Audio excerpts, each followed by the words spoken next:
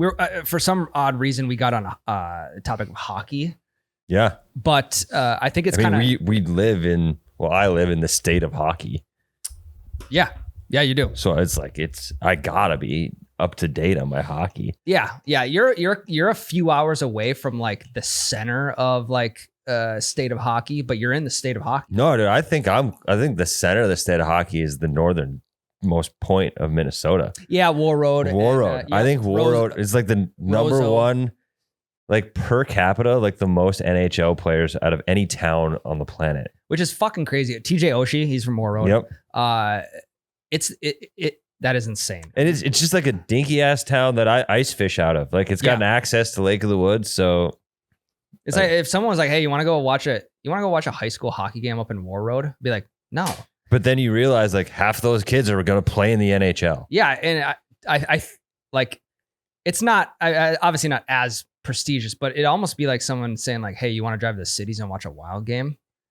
Kinda. Like, yeah, I'd love to go to a Wild game, but hey, like these, 16 to 18-year-old kids, there's probably like a 14-year-old mix in there that's just fucking dirty. It absolutely shreds. Hey, Noah, can you look up how many kids from War Road have played in the NHL?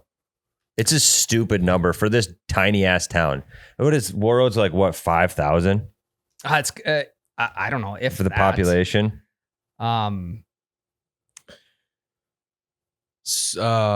Despite a population of less than 2,000. Less than 2,000. Yeah, 1,800 is the population. Has produced 7 Olympians, 5 NHLers, and over 80 Division I college hockey players. Yeah, that's fucking bananas. 1,800 people in this town. How about Roseau? Can you look up Roseau? Roseau. If it's very French spelled. Roseau. Obviously, like just on the topic of Minnesota, state of hockey, but also like if let's say, okay, Tyler, I'm going to paint the picture. You and I live in, let's say we live in Nebraska. Mm-hmm. Okay. And if I came up to you and I was like, hey, do you want to take a golf trip to Minnesota? You'd probably be like, I don't know. Like, is it decent golf up there? Whatever. If I'm a native Nebraskan and don't know what Minnesota you are at this time. Yeah. Then I'd be like, not really. Why don't we just golf? Like, go drive a couple hours to a nice course in Nebraska. Minnesota is sneaky good for golf. Yep.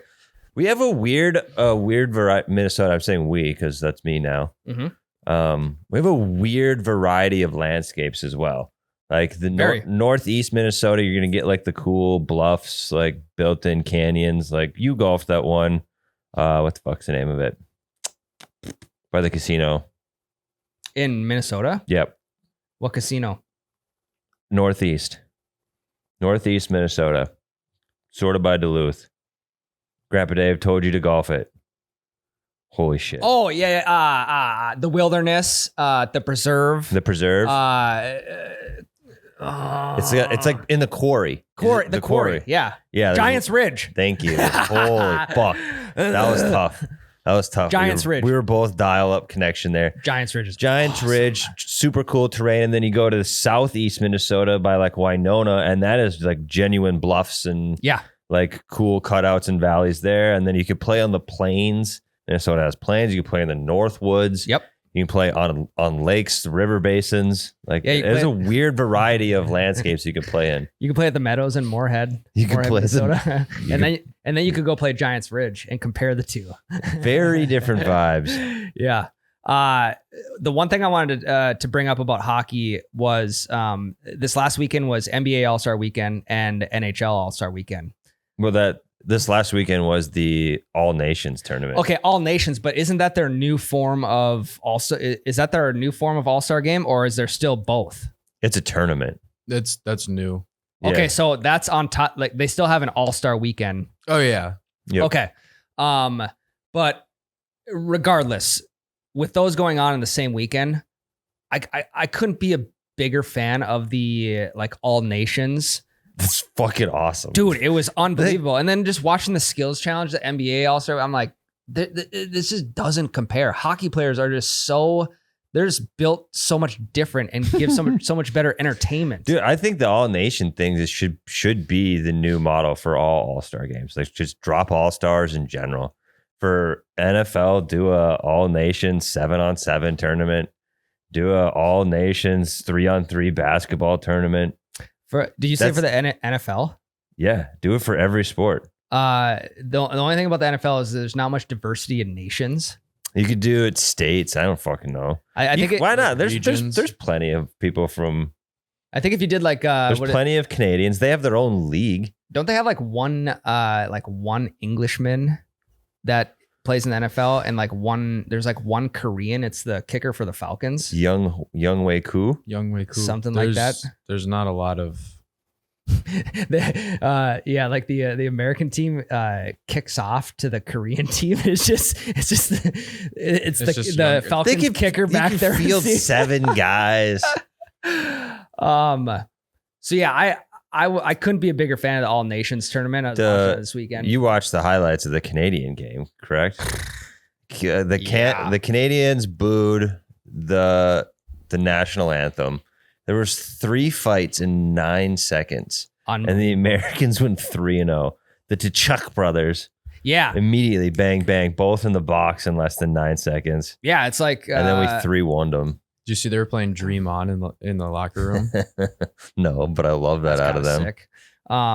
In terms of going viral on social media, like NBA players, there has to be a perfect scenario where you get set up for like a solo dunk and you absolutely throw down something crazy. NHL, like you just, if you're an American, you just send a Canadian a text or like a direct message, say, hey, puck drops, gloves come off. Boom.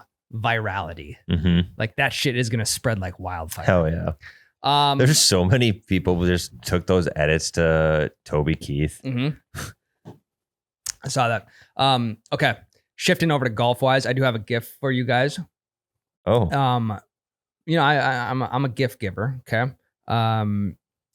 These came from longtime supporter, longtime listener. His name's Greg. And Greg is an officer for Scottsdale PD. Okay. And he's been listening to the podcast. He listened to the episode where we were talking about like what's the best job to have on a golf course. We were talking about the guy who holds the quiet sign, talking about like inside rope security, all that type of stuff. Greg's he's worked the waste management for quite a few years now. Mm-hmm. And he had sent us these. They're called challenge coins, and they are official challenge coins of Scottsdale PD. So you can use it as a ball marker. These things, they got some weight to them, so I can tell they're really well built. And he sent us these because what happens is that, here, I'll throw yours over there, Noah. This is fucking sweet. So Greg from Scottsdale PD, he sent us the Scottsdale Police. These are official challenge coins. And what is a challenge coin? So the challenge, they call them. I asked him that. I said, so what does someone have to do to get one of these challenge coins? He said, well, there's no really challenge you have to do. You buy them from the department, and then you can give them out to other people, like other, an officer in a different department that's working the event or something. So it's kind of like you go to like summer camp and you're like trading stuff from like your school with somebody else from their school or whatever. So the thing about this though is there are official challenge coins and there are unofficial challenge coins. These are official challenge coins because they got approved to be made by Scottsdale PD. Okay. And some people work in the event, they just make the coins without getting permission and pass them out. Those are unofficial. Okay, I still don't understand what a challenge coin is. What's being challenged? There's no it's just the name of it. There's no so it's challenge. Basically just like a collective. Like I'm a member of the police department, and I worked this event, and I got this coin. Yep. And I collect them from all the events I've worked at. Situation. Yeah, you can collect them from other, like if they have them for other events, but it's more so for this event. It's something that you can like trade. I can trade this coin with you for something that you have. If we were cops. Correct. Or somebody inside. Because like the general public isn't getting these. Correct.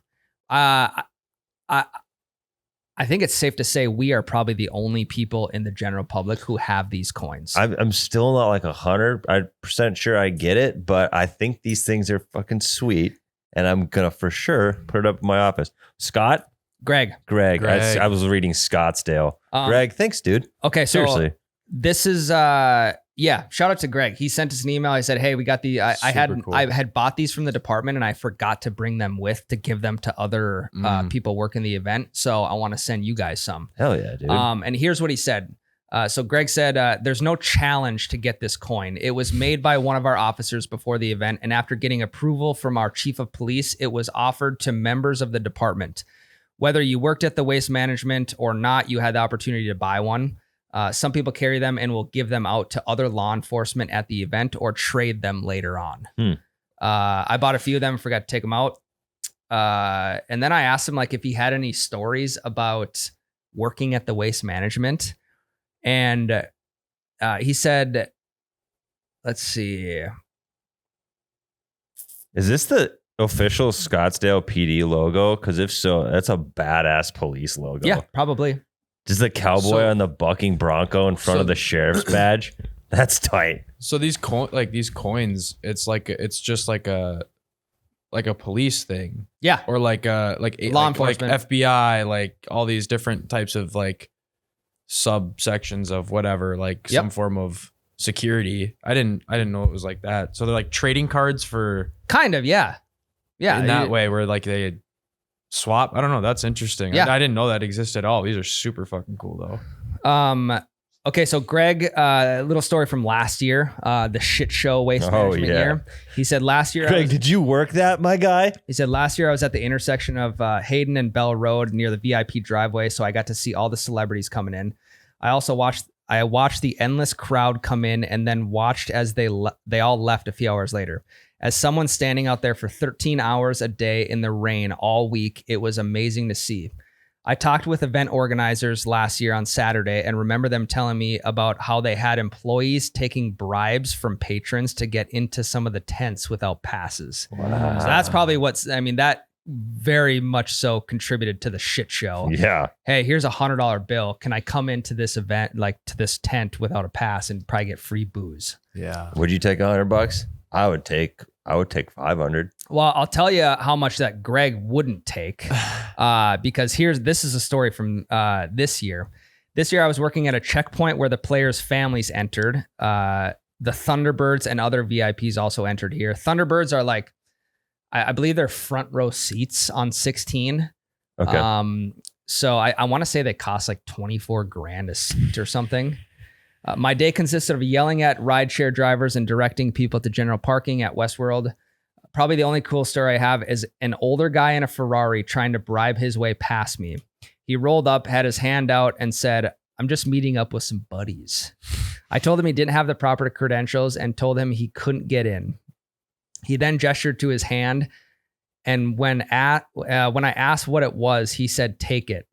I asked if it was a bribe, and he became flabbergasted and drove off. I'm not sure how much he was offering. It was a $20 bill wrapped around something else.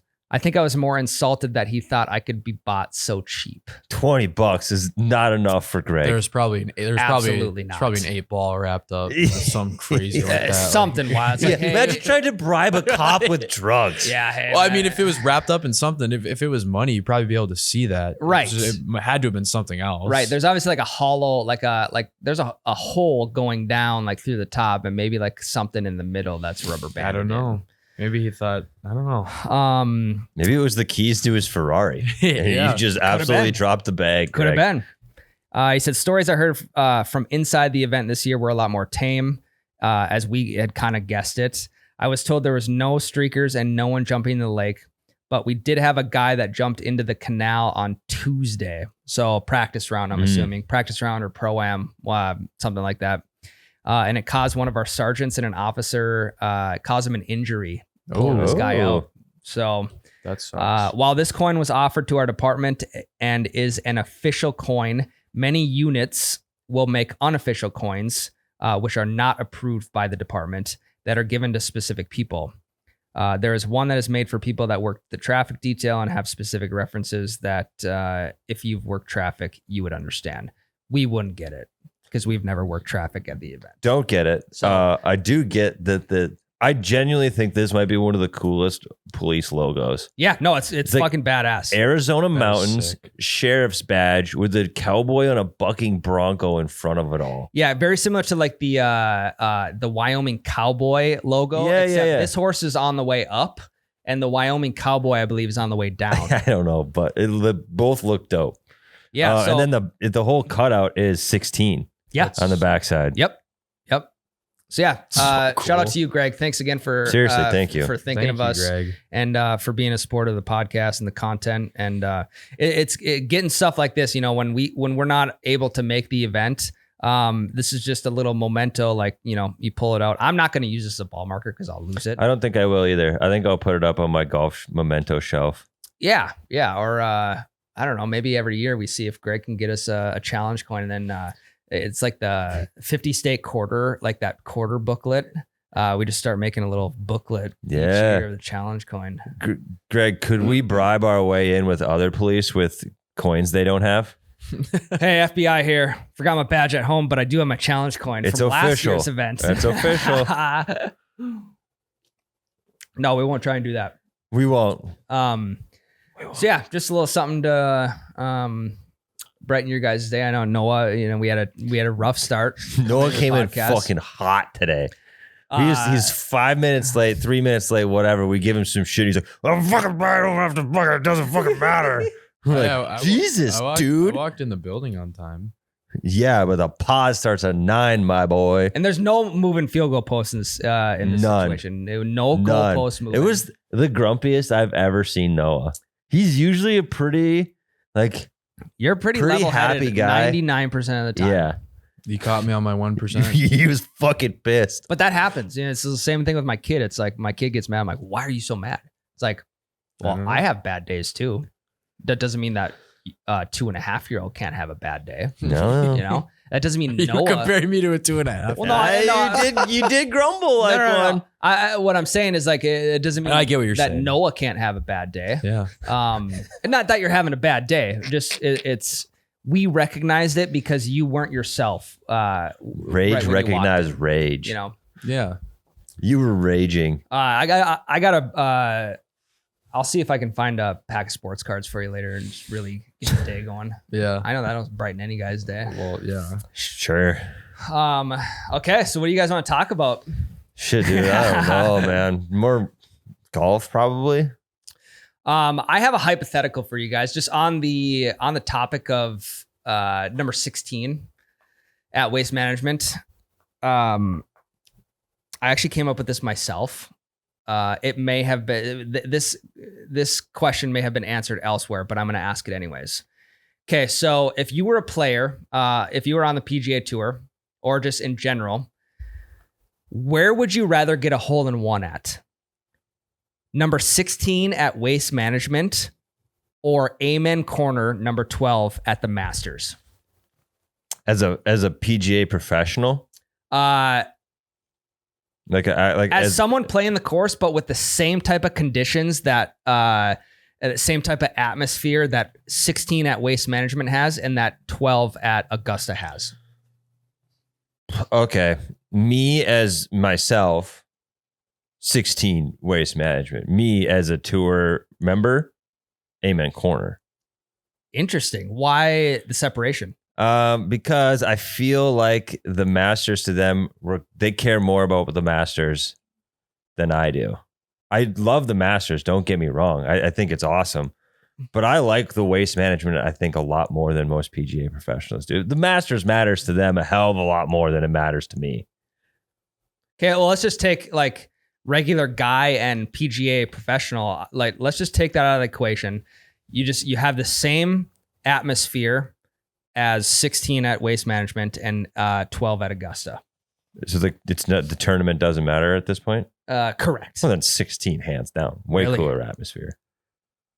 It's not even close. If you want to just compare atmospheres and not prestige of the tournament, 16 wins 10 times out of 10. Because there's pros and cons to both. You look at Waste Management. It's not as prestigious of a tournament as Augusta. But we're obviously. canceling that out, right? This based off of your last parameters, the prestige doesn't matter. You said just atmosphere. Yeah, and I mean, okay. I what I'm looking for is a direct answer that doesn't it doesn't involve PGA Tour professional or just amateur golfer. Yeah, well, that's me. If me personally, my very first thing I said was 16. Okay, so you're going 16. Yeah. Because it's the tale of two tapes. You have booze, electric atmosphere, like pretty much like walk-off grand slam type of vibes. Yeah. When a hole-in-one is hit, you have shit being thrown on. Like, it is a different breed. But just think about another thing. I'm sure there's been plenty of hole-in-ones in the Masters. The only one I can think of is Jack Nicklaus's grandson hitting one in the practice round At the par three tournament. Yeah, I can't think of any other hole-in-ones from the Masters. I can think of like 4 from 16 at the Waste Management. Okay, I have the number of hole-in-ones that have been hit in each tournament. Okay. I'll get there in a second. I'm just saying you get remembered more at 16. That's true. Because I can't think of anybody's. In the digital world, absolutely. Yeah. In the digital world, you get remembered more at 16. And then, you look at Augusta, it's birds chirping. Fake birds chirping. The tale of two tapes, it comes down. Okay. Let me just tell you how many hole-in-ones were hit at each one. Okay. Because I think it will surprise you. How many hole-in-ones do you think have been hit at 16 during the Waste Management? Of all time? Ever. How long has the tournament been around? A long time, I think. Okay. But remember, 16 has not always been what it's been. Right. I don't know, 40? 12. Okay. There's been 12 hole-in-ones hit at the Waste Management on number 16. So it hasn't been around that long then. How many hole-in-ones do you think have been hit at Amen Corner during the Masters? 15.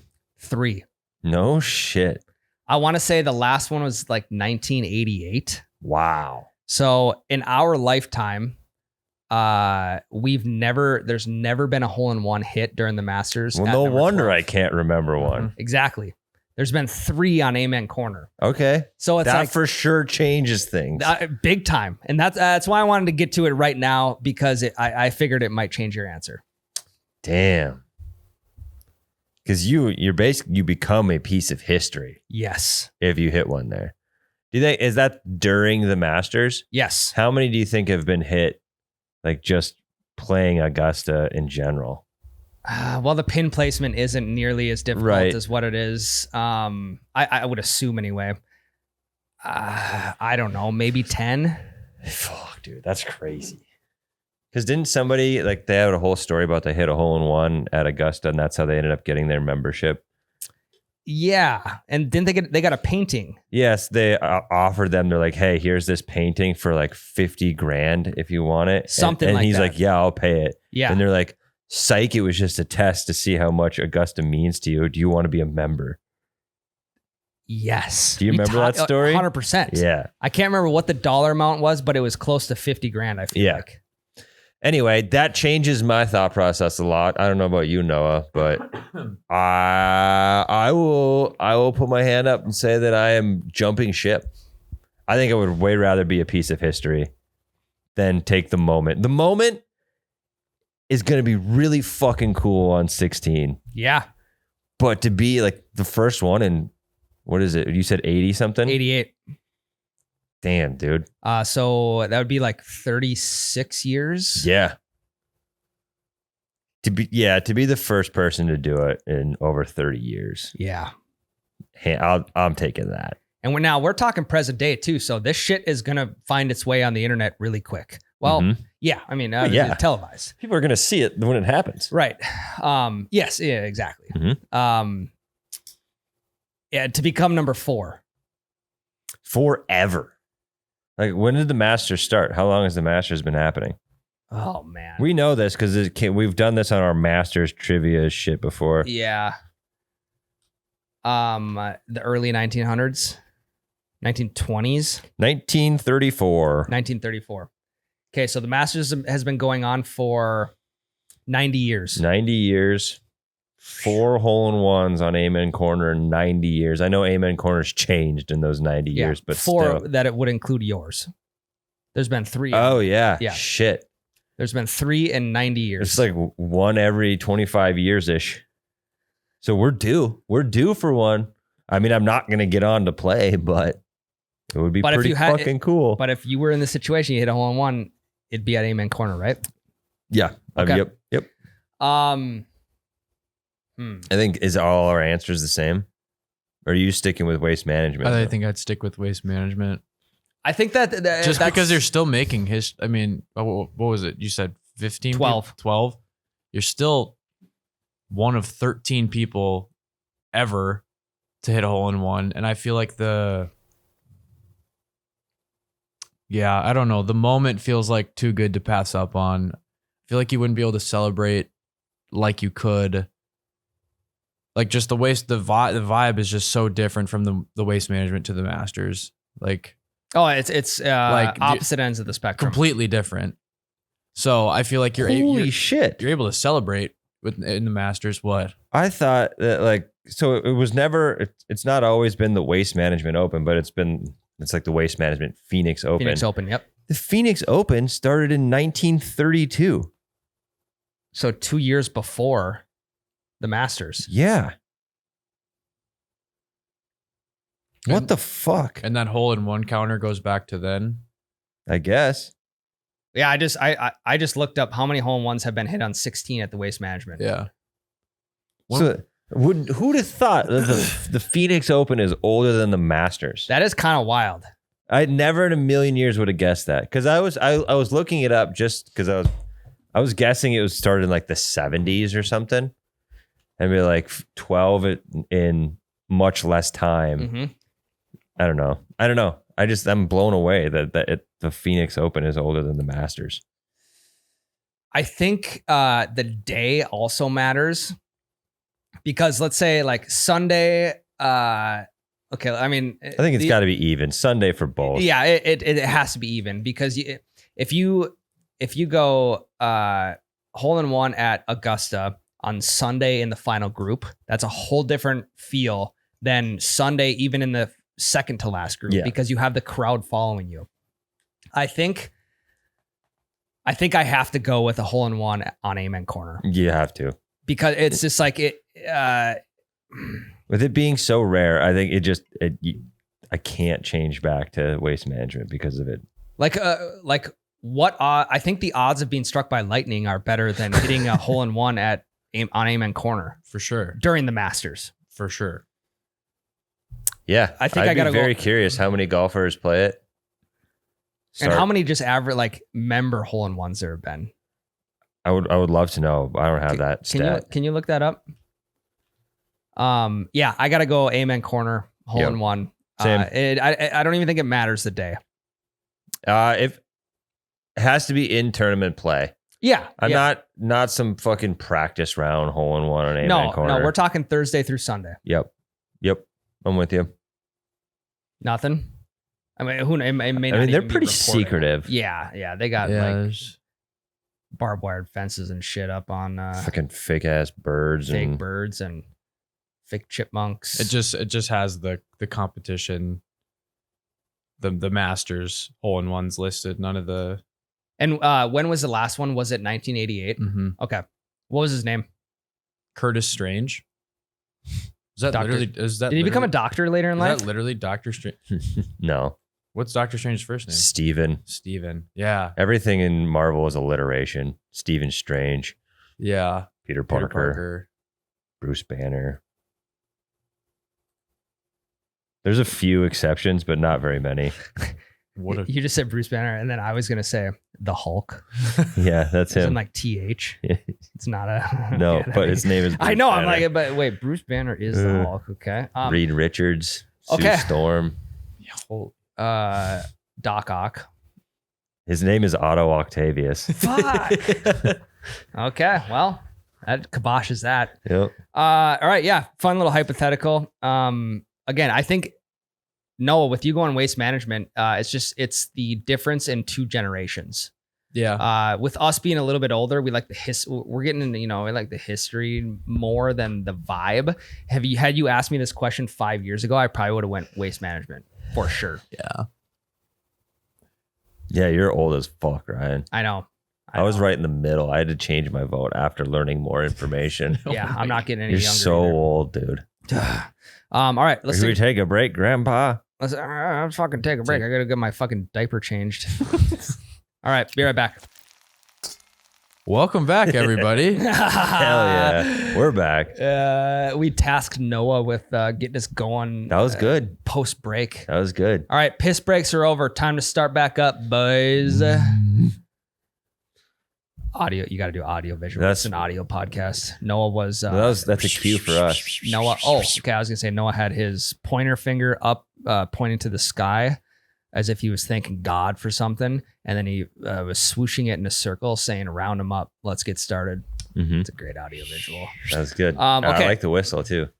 Latter half of the episode, I want to talk a little bit about golf pet peeves. And I know we've definitely discussed pet peeves on the golf course before, but it's definitely time to revisit this segment because you never know. Things change. You could have found something out brand new that you're like, I fucking hate this, and that it's worth talking about. I have one that I don't think I've ever talked about before, or at least listed as a pet peeve earlier on. So I want to hammer this home again. What's your guys' biggest pet peeves on the golf course? Okay, I got one that it's really not a big deal, and I don't know why it fucking bugs me so much, but it drives me absolutely insane. Okay. When somebody pulls the pin and they just let that thing hammer to the ground. Really? I hate that. They just pull the pin out of the cup, set it down, and just does the fucking flop and the crash. I can't stand it. It does almost sound like someone's driving their vehicle through their garage door. Yeah, I don't know why it's not damaging the green, more than likely. It's not in anyone's way. I don't like it, and it bugs me, and it is for sure a pet peeve of mine. Just set it down gently. It's not that hard to do. It's almost like someone lifted their golf bag above their head and threw it with all their clubs in it as far as they could. Maybe. Hey, that's a little extreme, but yes. We're just comparing sounds here. Mm-hmm. It is a very it's a very aggressive sound. Yeah, there's such a weird flex to the pin that it bounces funny. And so it's like when you drop like a penny and it just spins a whole bunch. Yeah. It does that, except it's like doing the worm kind of. I don't know. I just hate that. I hate it a lot. I'm actually surprised that the Hardos have not came out and said like we need to stop dropping the pin from vertical to horizontal. Yeah, because it's really screwing up the firmness and like how flat the green actually is. Yeah, I really don't think it does anything to the green, to be honest, but it might. I haven't paid that close attention. I just hate I don't know why I don't like it. I really have no reason other than it just feels like a shitty thing to do. So what do you think is worse? Worse for people playing behind you and in terms of like putting on the green, walking around on the green, like walking in somebody's line, or dropping the pin onto the green? I don't think either one does a fucking thing that matters. I agree. It's just annoying. Yeah, I don't think either one matters a ton. And I really just think it's just like a principle of like, just bend over a little bit and set it down gently. I don't know why it pisses me off so much, but it does. I would assume the sound comes from the grommets on the flag, the grommets being the little holes rattling against the pin. And the little plastic casing that the flag is on the pin. Yeah. Okay. Well, noted. Yeah, Noted not to do that quit next time. Fucking doing that, Ryan. What if I were to throw it like a javelin off like into a bunker or into the rough? I probably wouldn't golf with you anymore. Because that's probably less damaging to the. Wow, no, because you're gonna damage. You have a better chance of damaging the pin by doing that. Yeah. Than just dropping it on the green. I genuinely, I don't think I'd golf with you anymore. If you javelin through a pin. No shit. Yeah. And for any other reason than like you being kicked off the course for something absolutely ridiculous and like it was in retaliation. Like, what if some guy was like trying to start some shit with you, and I like threw the javelin tossed the pin at his cart, and it went through his chest.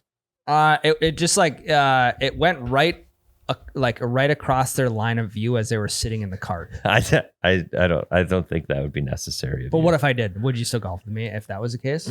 Probably not.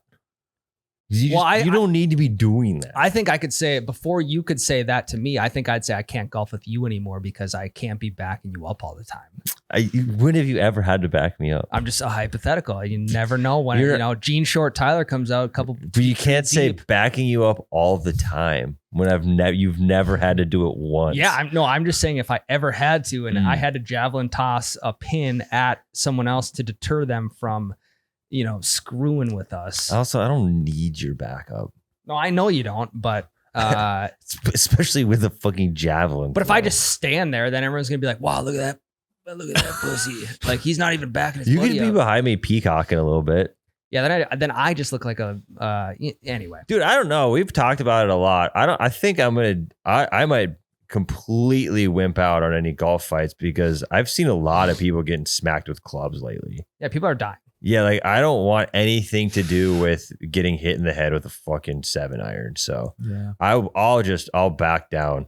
I don't need to be getting killed. No, God no. Over pace of play. Yeah. Okay. No, what's your pet peeve? This one's I feel like it's very generic and most people would agree, but just unwanted advice. Oh yeah. So that goes for like unwanted coaching, like don't tell me how to fix my swing. If I want to fix it, I'll go get lessons, or I'll ask. Yeah. Or like, don't tell me how to read my putt unless I ask, or hey, maybe I'd maybe use my 7-iron here. I don't know. Maybe you're holding your 6 or whatever. And buddy comes up to you and is like, hey, maybe grab your 7-iron. Like maybe stay in your own fucking lane. Yeah, it's like, if I want advice, I'll ask for it. And like, I'm obviously not going to be flaming pissed if someone is like pitching advice towards me. And if someone's a very good golfer and it comes off in a casual tone and like what's said once and then it's let go. It's like, that's fine. Like, I don't care. I'm not going to get mad. It's just like, hey, come on. How many bad shots in a row is it going to take for you to ask for advice? That's the thing is I think if I hit enough, I'm just not going to want to, I'll just be like, all right, this round's over. Shut down and live in your own little hole. Yeah. It's just like, I mean, maybe it is probably the better thing to do is like, instead of just like shutting down, being like, well, this round's over, probably just to start practicing new things, like asking for swing advice. But that's when you just start fucking slapping it around, half swinging, punch shotting it. Dick it off, keeping your ball in play. Yeah, you're not going to lose balls. Nope. As males in like the 21st century, we have a hard time asking for anything, asking for advice, asking for help, whatever. So, if someone sees you struggling, they know you're not going to ask. Maybe that's when they just give you the advice that you are actually looking for. But I get where you're coming from. So there's a little bit of an art to it. And I've seen people do this really well. Like Lucas is really good at this. He phrases his advice in the form of a question. Like, you'll have this hook over and over and over, right? And Lucas will be like, have you ever moved your grip?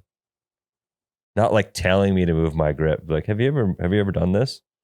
And we're like, no, why? Like, oh, I was just wondering. Yeah, or like let's say you have 150 yards into the pin and you're like debating on like, oh, should I hit a 9 or an 8? Have you ever Texas wedged from 125 out?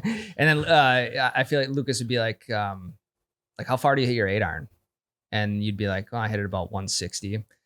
And then he'd be like, Well, it is uphill a little bit, so it's probably going to play closer to 160. So maybe that's not a bad idea. Or it's like in your face. You'd be like, "Whoa, how much wind do you have right now?" And you'd be like, "Fuck yeah, I do got like 20-mile-an-hour winds in my face. I should definitely club up." Yeah, and it's just not him being like, "You should club up here," or "You should use a bigger club." Yeah, like how much? What do you think the wind is right here? Or maybe 150 yards in, you're debating on clubs, and Luke is like, "How high are you right now?" How many beers have you had? And if you're like, "Yeah, I'm pretty high," he'd probably be like, "I'd probably hit a 7." Yeah, strength. Your strength tends to decrease the higher you get. I don't know. You're more loosey goosey though. Yeah, but you are more loosey goosey, which can lead to better ball striking. So I'd maybe probably stick with that 8-iron. Yeah. So we'll just ask you questions when you're clearly in a funk. Be like, there's definitely definitely a way to do it. Have you tried not topping it? I think that'll work well with you. I think that would I think that would actually sit with me better than someone actually being like fucking choke up, hey buddy, get your stop. hips, your extension is early and your fucking torque is off. That was good advice right there. Yeah, it was. All right. I would say this is kind of a new pet peeve of mine because I just thought of it. One of my biggest pet peeves on the golf course is when the group in front of you parks their carts in the front of the green when they're on the green putting.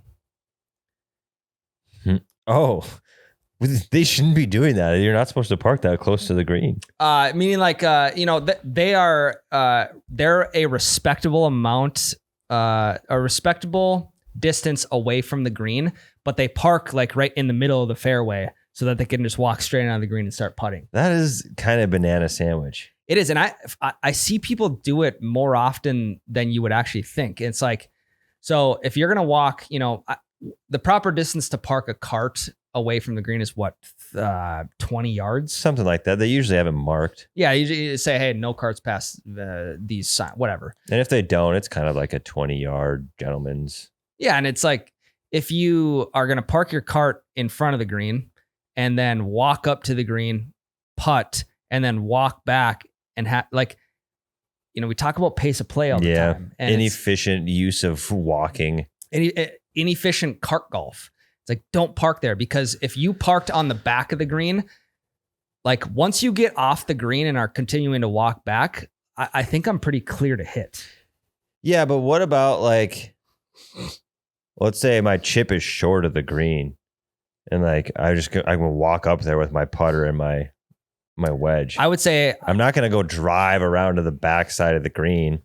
Well, if you have someone else riding in the cart, they drop you off with your wedge and your putter, and they drive around to the back. Yeah, but if I don't, then I'm not going to drive around. That's the only time though. But otherwise, like I'm driving around my move is to usually go to the closest spot it's going to be for the fastest exit from the green. Let's say if you were in a cart by yourself, and you were 10 yards short of the green, you wouldn't just drive your cart like around, grab your wedge and putter, walk back, and then start playing? No, I would park as close to my chip shot as possible, grab my putter, chip up on, and then putt it in and then come back.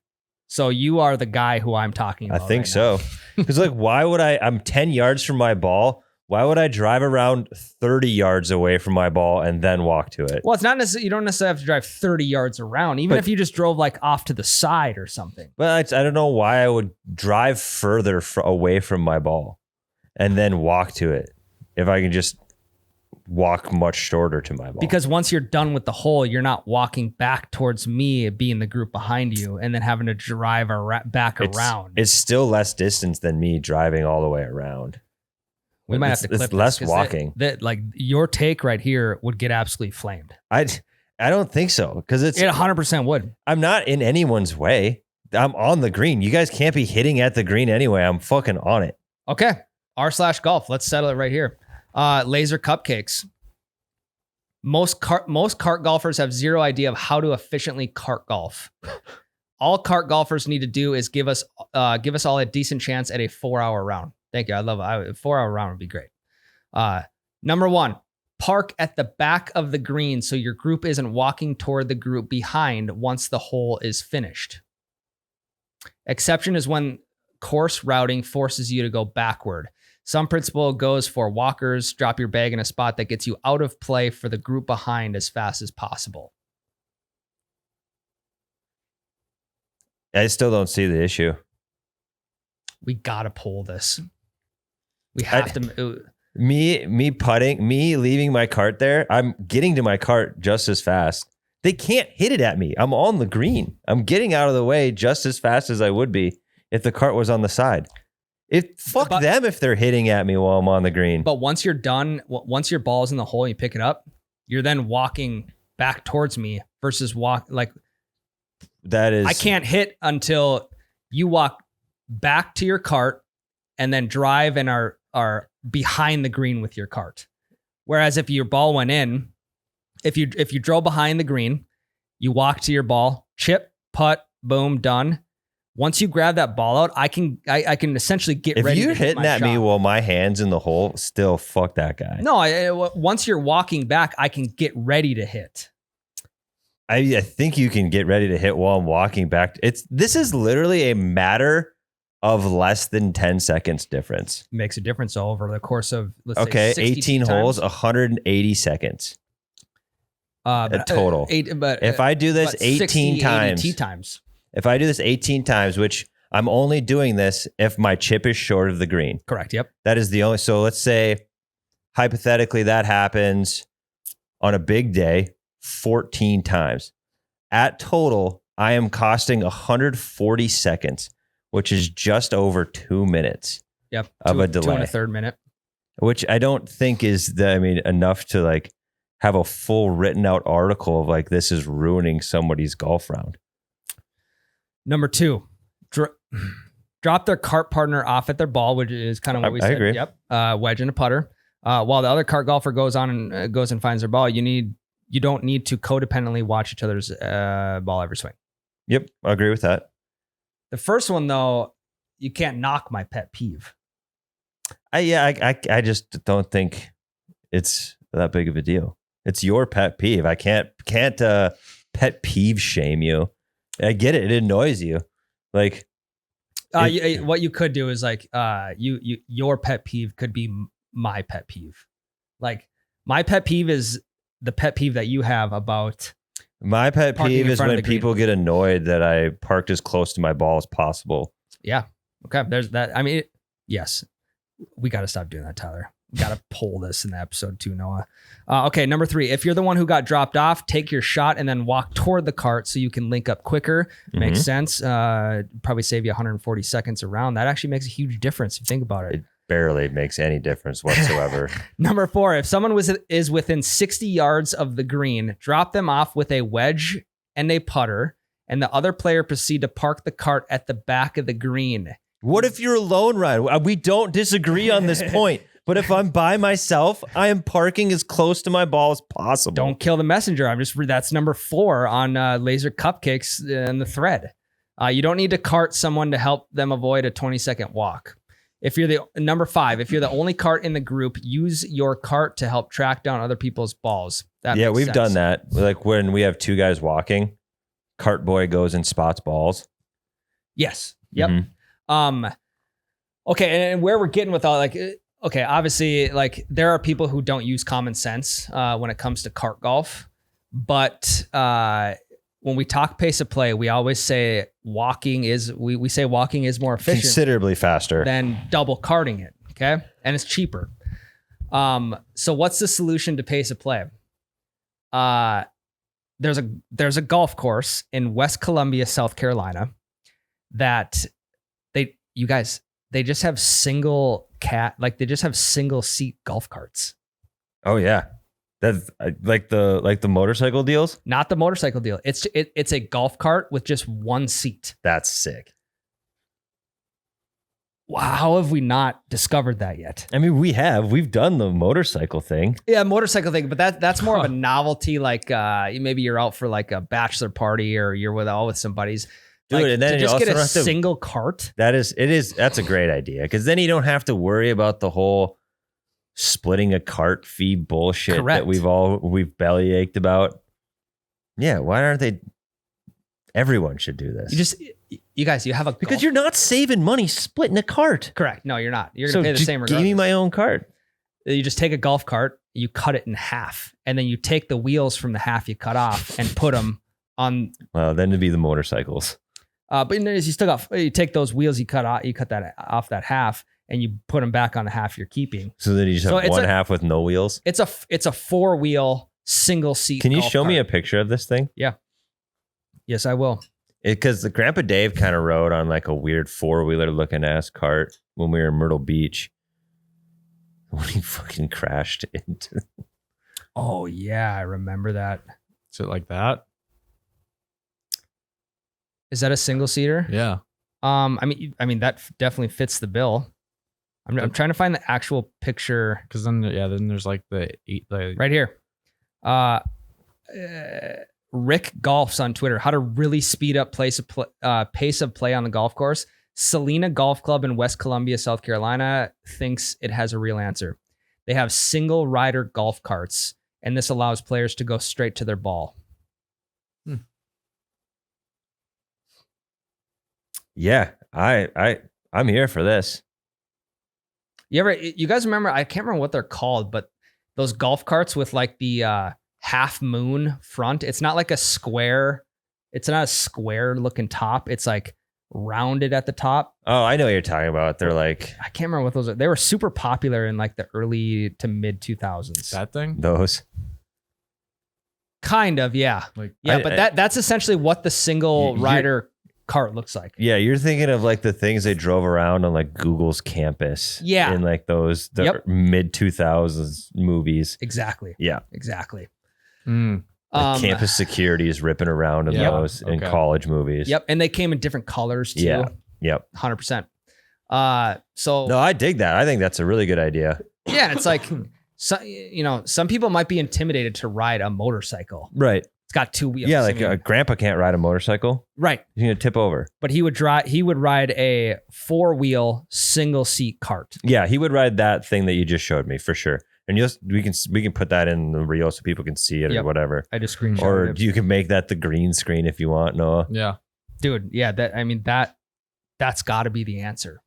If there even is an answer. But don't you even fucking for a second think about parking your single seat cart in front of the green, you son of a bitch. No, if your cart is in between me and the pin, it's laser show time. I need to leave my cart in between you and me, because if I don't, you'll just fucking hit at me on the green. Yeah, I might actually club the second there's no cart in between me and the person behind me, I'm fair game to hit at. I might just club down actually just to hit, have a chance at hitting the cart with my ball. Yeah.